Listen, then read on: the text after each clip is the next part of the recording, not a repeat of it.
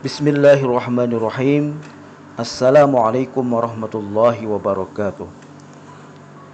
Alhamdulillahilladzi arsala rasulahu bil huda wa dinil haqq liyudhhirahu 'ala ad-dini kullihi wa kafa billahi shahida.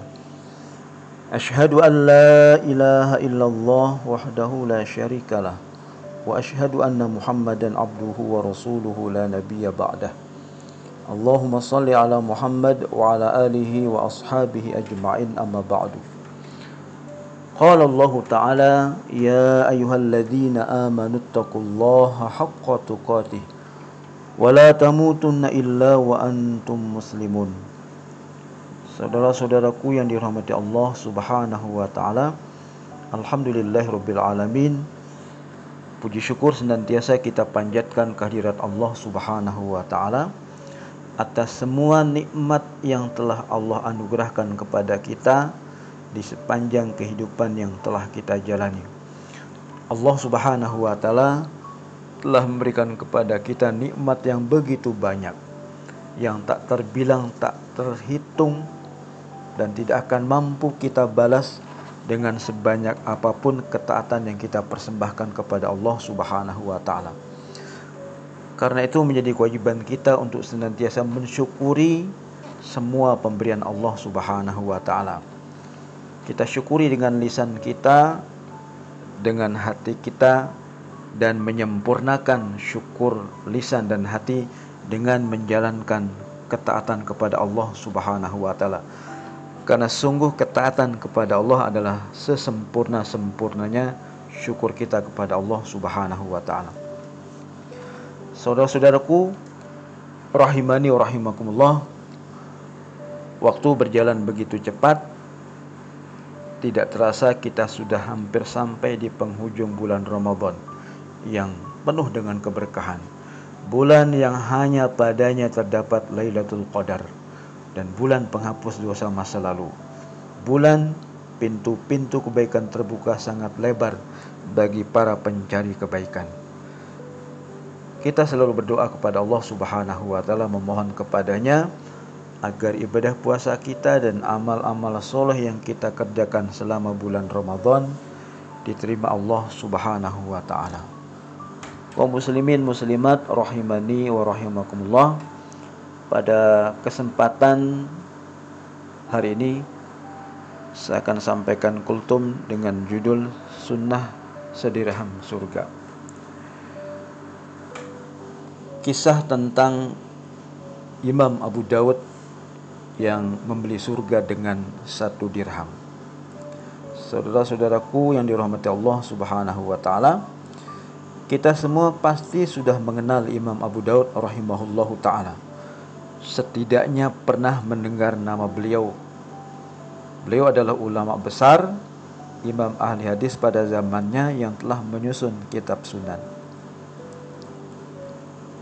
Nama lengkap beliau adalah Sulaiman bin Al-Ash'ad bin Shidad bin Amr bin Imran. Kakek kedua beliau ini yang bernama Imran adalah salah seorang yang ikut berjuang bersama Ali bin Abi Thalib dalam perang Siffin. Sulaiman dilahirkan pada tahun 202 Hijriah dan wafat pada tanggal 16 Syawal tahun 275 Hijriah. Sejak belia, Sulaiman banyak belajar, menekuni rihlah dalam rangka mengumpulkan hadis, dan kemudian menjadi ahli hadis terkemuka pada masanya. Kata Imam Al-Hakim memberikan pujian, Abu Daud adalah imam ahli hadis di masanya tanpa diragukan lagi. Imam Az-Zahabi juga memberikan pujian bahwa beliau, Abu Daud, adalah seorang imam dalam hadis, ulama besar dalam bidang fikih, dan kitab-kitab karyanya adalah sebagai bukti kebesaran dan kealiman beliau. Abu Daud ini tinggal di Basrah, namun sering safar, sering pergi ke Baghdad untuk mencari dan meneliti hadis. Ia juga mendapatkan pujian saat menyodorkan kitabnya kepada Imam Ahmad bin Hanbal. Dari 500.000 hadis Rasulullah yang ditulisnya, ia seleksi sehingga tinggal 4.800 hadis, dan itulah yang ia susun menjadi kitab As-Sunan.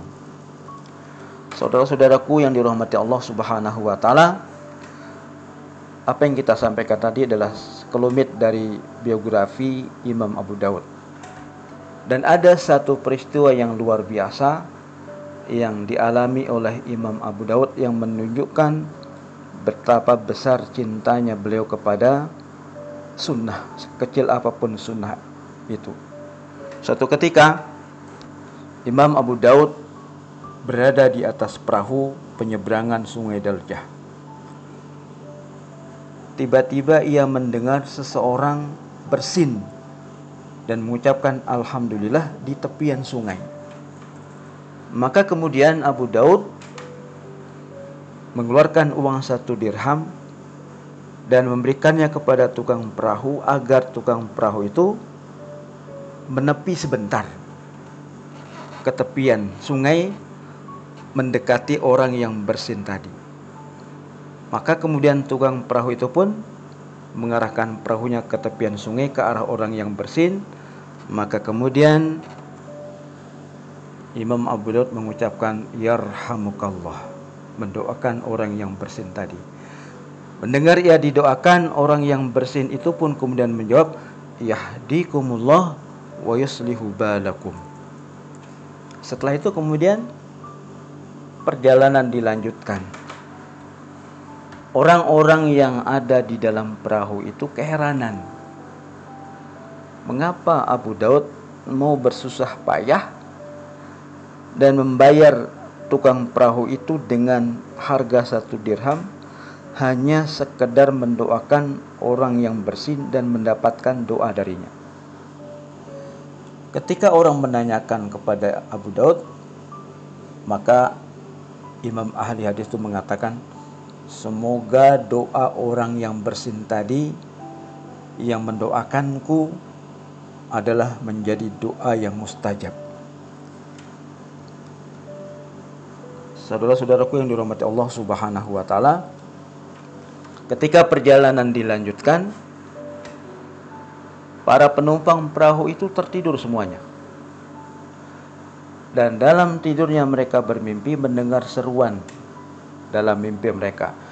Wahai para penumpang perahu, sesungguhnya Abu Daud telah membeli surga Allah hanya dengan 1 dirham. Begitu mereka terbangun, mereka saling menceritakan mimpinya satu sama lain. Dan luar biasanya mimpi mereka sama semuanya. Yaitu mereka mendengar seruan, wahai para penumpang perahu, sesungguhnya Abu Daud telah membeli surga Allah hanya dengan 1 dirham. Kisah singkat ini tercantum di dalam kitab Fathul Bari yang dikarang oleh Imam Ibnu Hajar Al-Asqalani dengan sanad yang baik. Kemudian seorang ulama memberikan respon terhadap kisah tadi. Beliau mengatakan bahwa Imam Abu Daud hatinya yang lembut amat sangat peka untuk beramal dengan sunnah kekasih yang dirindukannya, meskipun terlihat remeh dalam pandangan kebanyakan manusia. Saudara-saudaraku yang dirahmati Allah Subhanahu wa taala, kisah singkat ini sungguh memberikan pelajaran yang luar biasa kepada kita. Sosok Imam Abu Daud bukan hanya seorang ulama hadis yang mengumpulkan hadis dari satu tempat ke tempat yang lain, kemudian membukukannya dalam satu kitab As-Sunan. Akan tetapi beliau juga orang yang sangat peka terhadap sunnah Rasulullah Muhammad SAW, sehingga kita dapati dalam kisah tadi, meskipun hanya menjawab bersin yang kita pandang itu adalah sunnah yang sepele, tapi beliau dengan kepekaannya terhadap sunnah Rasulullah mendatangi orang yang bersin itu meskipun sedang di atas perahu, sekedar untuk menjawab bersin orang tersebut. Saudara-saudaraku yang dirahmati Allah Subhanahu wa taala, maka beberapa hal penting yang bisa kita ambil pelajaran dari kisah singkat ini adalah Apa rahasianya? Mengapa amal yang kecil yang dikerjakan itu bisa membawa manfaat dan kebaikan bagi manusia? Jawabannya adalah karena kebaikan yang kita lakukan yang sedikit dan remeh itu cenderung kita lakukan atas dasar keikhlasan tanpa mengharapkan imbalan apa-apa. Berbeda dengan kebaikan kita untuk sesama yang kita anggap besar, yang kita pandang besar, terkadang lebih sulit untuk menjaga niat dari riya dan sum'ah. Oleh karena itu, kita belajar dari Imam Abu Daud, jangan pernah kita remehkan sekecil apapun kebaikan yang kita kerjakan. Lakukan meskipun itu kebaikan yang sangat kecil, karena bisa jadi kebaikan yang kecil itu akan berbuah ampunan dan surga Allah Subhanahu wa taala. Dan jangan pernah banggakan amal kebaikan kita yang kita anggap besar, karena bisa jadi hal itu justru akan menyeret kita ke dalam lembah kebinasaan. Imam Ibnul Mubarak rahimahullahu taala mengatakan, berapa banyak amalan kecil akan tetapi menjadi besar karena niat pelakunya, dan berapa banyak amalan besar menjadi kecil juga karena niat pelakunya.